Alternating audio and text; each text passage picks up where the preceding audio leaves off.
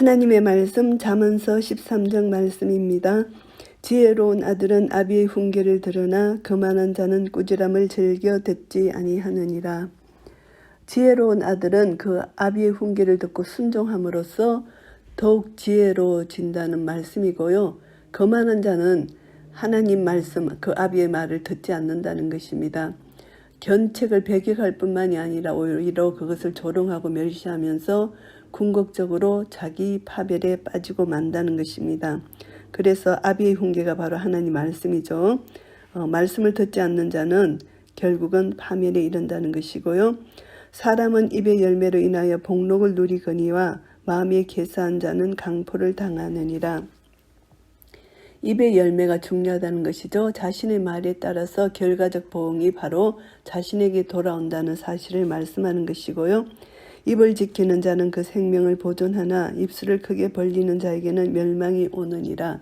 입을 지킨다는 것은 입술을 자기 멋대로 여는 자가 아니라는 것입니다. 아무 생각 없이 무책임하게 말을 내뱉거나 무차별적으로 남을 비방하고 중상하는 자를 여기서 입을 크게 벌리는 자로 간주하는데요. 그런 자는 멸망하고 그 입을 지키는 자, 절제하는 자, 이런 자는 생명을 보존한다는 말씀이고요.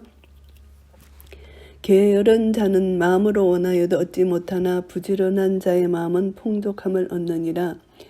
게으른 자는 아무런 실천적 의지도 없이 마음으로만 소원하는 까닭에 실제적으로 그에게 주어지는 결과 전혀 없습니다. 실천이 없는 소원만 가지는 것은 맹목적이고 무용한 것이라는 것을 말씀하고요. 의인은 거짓말을 미워하나 악인은 행위가 흉악하여 부끄러운데 이르느니라. 거짓말을 미워해야 됩니다. 거짓말뿐만이 아니라 행위에 있어서 모든 허위, 기만 이것이 다 미워해야 됩니다. 이것이 의인인데요. 악인은 그것을 미워하지 않고 오히려 그것을 좋아하기 때문에 결국은 부끄러움에 이르게 된다. 끊임없이 그런 행위를 저지르고도 자기뿐만이 아니라 다른 사람에게도 부끄러움을 끼치는 것이죠. 의인은 행실이 정직한 자를 보호하고 악은 죄인을 패망케 하느니라. 행실이 정직한 자는 의인은 그 행실이 정직한 자를 보호해 주는데 악은 죄인을 패망케 한다는 그 말씀이고요. 스스로 부한 채 하여도 아무것도 없는 자가 있고 스스로 가난한 채 하여도 재물이 많은 자가 있느니라. 실제적으로 가난하면서도 부자인 척 헛세를 부린다는 의미도 있고요. 또 상징적으로는 많은 재물을 소유하고 있으면서도 그 재물을 하나님을 위해서 서지 않는 영적 가난함을 가리킨다는 것입니다. 그래서 신약 말씀에 보시면은 고린도서 6장 10절 말씀에 보시면은 아무것도 없으면서 자신을 부유하게 하는 자가 있고 부자이면서도 자신을 낮추는 자가 있다. 이렇게 우리가 알 수가 있습니다. 사람의 재물이 그 생명을 속할 수는 있으나 가난한 자는 협박을 받을 일이 없느니라. 이제 이 말씀은 재물이 많은 만큼 그에게 닥칠 위험적 요소도 많다는 것을 말씀합니다. 가난한 자는 재물로 인한 위협이나 협박을 들을 일이 없기 때문에 그로 인해서 생명의 위험적 요소가 없다는 그런 말씀이고요. 의인의 빛은 환하게 빛나고 악인의 등불은 꺼지느니라. 의인의 빛은 내적으로 외적 행실이 타인들에게 즐거움과 기쁨을 끼치게 된다는 의미고요. 등불의 꺼짐은 재앙의 징조입니다. 그래서 악인은 등불이 꺼진다는 것입니다. 일시적 속임수 곧 드러난다는 거죠. 그러니까 등불이 꺼진다는 것입니다. 곧 큰 심판 재앙을 맞게 될 것이라는 것을 말씀하고요. 교만에서는 다툼만 일어날 뿐이라 겉면을 듣는 자는 지혜가 있느니라. 교만은 분쟁, 불화의 확실한 유발점이 됩니다. 그런데 겉면을 듣는 자는 일상적인 충고, 권고를 듣는 자는 자신에게 얼마든지 겸손의 자세에서 그것을 받아들인다면은 그것을 고쳐 나갈 수가 있는 것입니다. 겸손이 중요하다는 것이고요.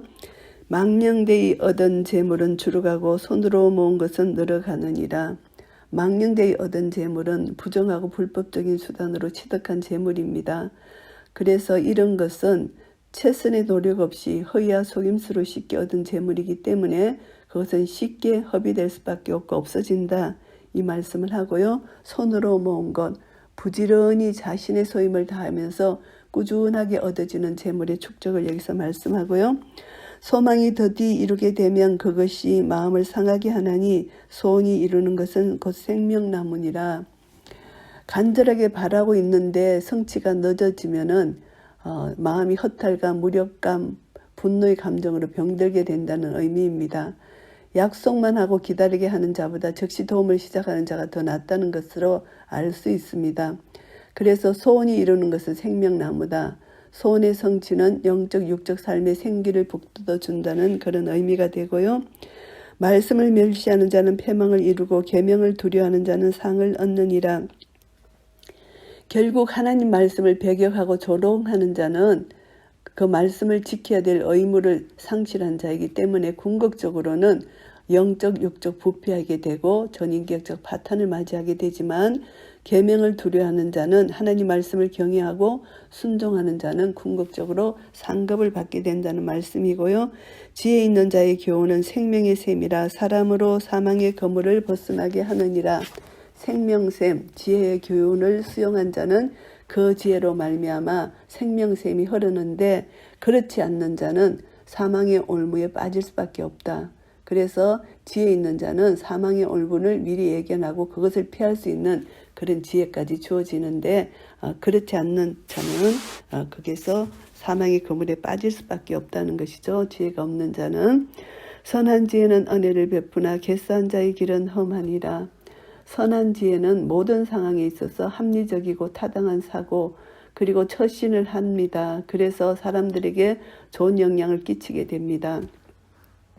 그런데 객사한 자의 길은 험하다. 은밀하게 행동하고 남을 속이고 남에게 악영향을 끼치는 불신자들은 결국 그 길이 험하다. 이것을 말씀합니다. 그래서 객사한 자들이 타인을 대하는 태도가 경직되고 거칠고 조금도 온유함이 없는 강팍한 것이라는 것을 말씀하는 것이고요. 무릇 슬기로운 자는 지식으로 행하여도 미련한 자는 자기의 미련한 것을 나타내느니라. 슬기로운 자는 지식으로 행한다. 신중한 자 이런 자는 하나님 말씀으로 행합니다. 그런데 미련한 자는 자기의 미련한 것을 나타냅니다. 하나님 말씀이 없기 때문에 악한 사자는 재앙에 빠져도 충성된 사신은 양약이 되느니라. 악한 사신들은 재앙에 빠집니다. 그래서 자기 직임을 다하지 않은 불신실한 심부름꾼이죠.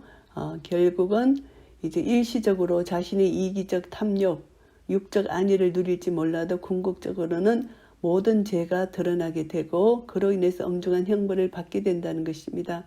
그러나 충성된 사신은 양약이 된다는 것은 자기의 사명을 신실하게 수행해서 그 주인의 뜻이 예곡됨 없이 진실되게 전하는 자는 모두에게 큰 힘과 위로를 주게 된다는 그런 의미고요.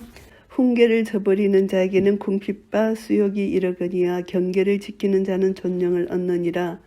하나님 말씀을 저버리는 자는 결국은 그들은 궁핍과 수욕이 따른다는 것이죠. 수치를 가질 수밖에 없는 것입니다. 그런데 경계를 지키는 자는 존령을 얻는다.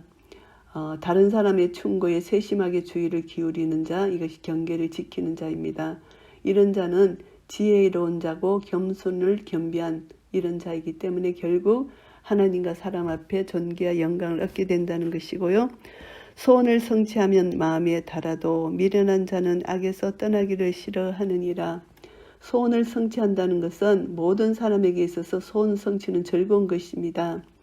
악인은 그 즐거움에만 몰두해서 악에서 떠나는 것을 싫어한다는 것입니다. 그러니까 소원을 성취하면 마음에 달아도 미련한 자는 악에서 떠나기를 싫어하기 때문에 결국은 소원 성취를 이룰 수 없다는 것이고요. 지혜로운 자와 동행하면 지혜를 얻고 미련한 자와 사귀면 해를 받느니라. 결국은 미련한 자와 함께 교제를 나누면은 전인격적인 만남과 교제를 통해서 악에 물들 수밖에 없다는 것입니다. 그러니까 미련한 자의 사고 그 행위에 대해서 동참할 수밖에 없다는 것입니다. 그러니까 친구를 잘 사귀어야 된다는 것을 알게 되고요. 재앙은 죄인을 따르고 선한 보응은 의인에게 이르느니라. 재앙은 죄인을 따를 수밖에 없다는 것입니다. 그래서 죄의 결과가 심판이라는 것, 그래서 심판의 보응은 피할 수 없는 필연적인 것이라는 것을 강조하는 말씀이고요. 선인은 그 산업을 자자손손에게 끼쳐도 죄인의 재물은 의인을 위하여 쌓이느니라. 선인은 다른 사람을 기꺼이 사랑하고 사랑을 베푸는 자입니다. 그런데 이런 선인들은 하나님께로부터 귀한 축복을 유산으로 받게 되고 그 유산을 자기 후손 대대로까지 물려줄 수 있게 된다는 것이고요. 죄인의 재물은 의인을 위해서 쌓인다는 것은 죄인들의 재물이 자기의 이기적 정욕을 위해서 부정하고 불법적인 방법으로 획득한 재물이잖아요. 일시적으로는 그들의 소유가 될지 몰라도 궁극적으로는 그 소유는 하나님의 정하신 뜻에 따라서 의인들에게 돌아갈 것이라는 것을 말씀하는 것이고요.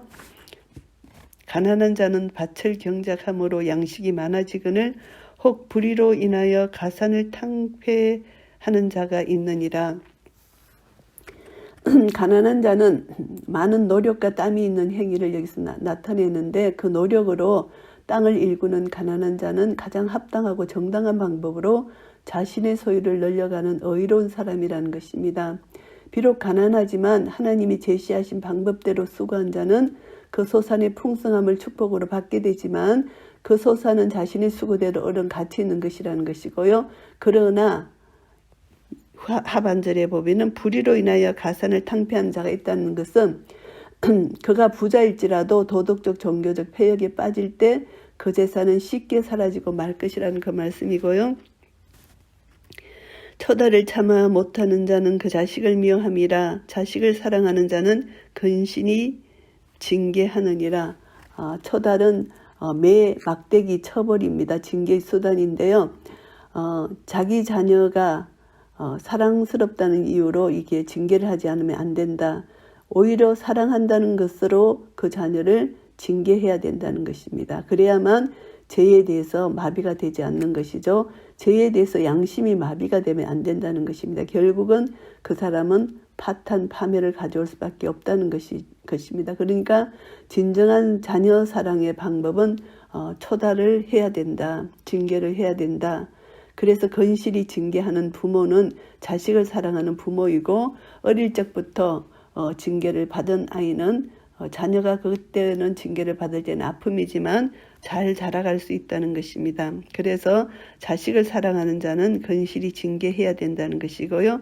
의인은 포식하여도 악인의 배는 줄이느니라. 의인은 포식합니다. 배부르게 먹습니다. 그런데 악인은 줄일 수밖에 없다. 이것을 말씀하고요. 잠언서 13장 말씀을 정리하겠습니다. 의인과 악인이 받게 될 보응입니다. 의인과 악인이 어떻게 자녀를 교육하느냐, 교육에 대해서 이 차이점을 여기서 말씀하는데요. 그것을 보면은 이제 교육 현장에서 드러나는 의인의 지혜와 또 지혜가 최초로 적용되고 실천되는 것이 가정교육입니다. 그래서 여기서 가정교육을 여기서 강조하고 있습니다. 그래서 만물보다 부패한 인간의 마음, 이것은 징계를 통하지 않고는 바른 길로 찾아갈 수 없다는 것을 알게 됩니다. 그래서 인간의 타락한 본성을 극복하고 성령 충만한 생활을 영위하기 위해서는 오직 하나님 말씀밖에 없다. 말씀으로 징계를 받아야 된다. 이것을 알게 되고요. 의인과 악인의 교육과 가치관은 밀접한 관련이 있습니다. 의인과 악인의 교육은 각자의 사고방식, 가치관을 반영하게 되는데요. 또 이렇게 여기서 보시면은 인격의 그 질서, 그리고 재물을 대하는 태도, 이 모든 것이 이들의 가치관이 어떤 가치관으로 세워지는지, 그래서 의인은 하나님 중심적인 교육을 하지만 악인은 인간 중심적인 교육을 한다. 이런 차이입니다. 결국은 구원과 멸망으로 나눠지는 것이고요. 그래서 징계는 너무나 중요한 것이다. 하나님께서 하나님 백성들을 참다운 하나님 백성으로 만들기 위해서는 그 훈련의 과정으로 징계가 필수적이라는 것입니다. 그래서 히브리서 12장 7절 8절 말씀해 보시면은 너희가 참음은 징계를 받기 위함이라 하나님의 아들과 같이 너희를 대우하시나니 어찌 아비가 징계하지 않는 아들이 있으리요 징계는 다 받는 것이거늘 너희에게 없으면 사생하여 참 아들이 아니니라. 하나님은 사랑하는 자를 징계하신다는 그 말씀입니다. 그래서 의인과 악인의 어떤 결과가 있나 하면은 의인과 악인의 차이점은 삶의 모든 영역에서 나타납니다. 그래서 정확히 구분하기는 어렵지만 행위와 삶을 통해서 분명히 나타난다는 것입니다. 하나님을 경외하고 말씀을 통해서 지혜를 얻는 자는 거짓말을 미워하게 되고요. 행실이 정직하게 됩니다. 그래서 이것을 보면은 이제 이미 축복과 저주가 나눠진다는 것을 알 수 있습니다. 악인은 흉악한 행위를 일삼게 되고 스스로 패망게 되는 결과를 가져온다는 것이고요. 그래서 모든 것은 의인과 악인의 이 판단의 기준은 하나님의 공의의 말씀입니다. 그래서 바로 이 삶의 퀄리티, 삶의 질이죠. 삶의 질을 보고 의인과 악인을 우리가 알 수가 있는데 열매입니다. 결국은 의인의 빛은 환하게 빛나고 악인의 등불은 꺼진다고 말씀합니다. 그래서 빛과 어두움입니다. 빛은 사람들에게 기쁨을 주고 즐거움을 주는데 어두움은 사람들에게 악한 영향을 미치는 것이죠. 그래서 불꽃 같은 눈으로 감찰하시는 하나님의 공의의 심판, 이것은 인간의 눈은 속일 수 있지만 하나님은 절대 속일 수 없다는 것이죠. 그래서 의인에게는 진정한 위로와 기쁨과 소망을 제공하는 그 원천이 하나님이시라는 것을 알게 됩니다. 그래서 결국은 현세의 축복을 바라는 악인은 결국 멸망하게 되고 의인은 하나님 말씀 따라서 결국은 하나님의 복을 받게 된다는 것입니다. 그래서 25절 말씀처럼 의인은 포식하여도 악인의 배는 줄인다는 이런 말씀입니다. 영육 간에 하나님이 풍성함으로 의인의 배를 채워주신다는 것입니다.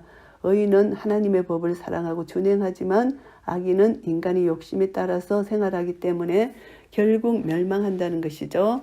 그래서 하나님의 뜻을 따르는 참다운 지혜를 소유해야만 진정한 하나님으로부터 얻는 복을 누릴 수 있다는 것입니다.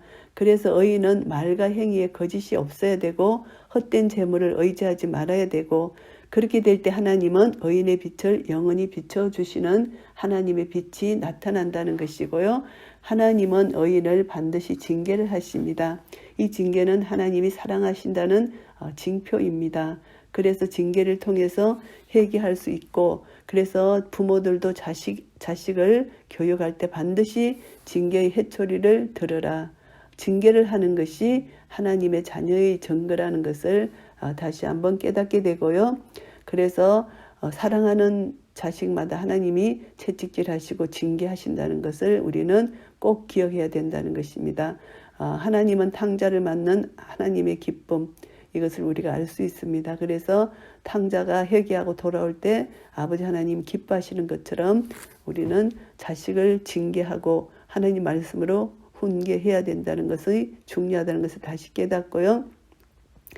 결국은 의인의 대열에 서고 하나님을 경외하고 하나님 말씀대로 따라 순종하고 사는 자는 하나님의 기업을 상속받는다. 하나님 나라를 유업으로 상속받는다는 것입니다. 그래서 징계를 통해서 우리는 다시 한번 하나님의 그 손길을 감사하고 그 뜻대로 부르심을 입은 자들에게는 모든 것이 합력하여 선을 이루게 된다는 하나님 말씀을 다시 한번 우리 묵상하고 하나님께 감사 찬양을 올려드립니다. 그래서 하나님을 사랑하는 자, 우리는 하나님을 사랑하는 자입니다. 예수 그리스도로 말미암아 하나님과 사랑의 관계를 맺은 자입니다. 그래서 그 뜻대로 부르심을 입은 자입니다. 하나님 뜻대로 부르심을 입고 하나님 우리를 불러주셨습니다. 그래서 우리는 하나님 안에서 징계를 받더라도 그 징계를 통해서 모든 것이 합력하여 선을 이루시는 하나님, 그 맏아들의 형상을 담게 하시는 하나님의 사랑, 결국은 예수 그리스도의 형상을 담고 겸손 온유한 성품으로 내가 거룩하니 너희도 거룩하라. 거룩한 자로 거듭나서 우리는 날마다 주님의 말씀 따라 순종하여 나아갈 때 그 말씀 한 말씀 한 말씀을 통해서 우리는 믿음으로 굳게 세워지고 감사함이 넘치는 그런 삶을 살 수 있을 것입니다. 이런 은혜가 우리 모두에게 있으시기를 예수 그리스도 이름으로 축복합니다. 아멘.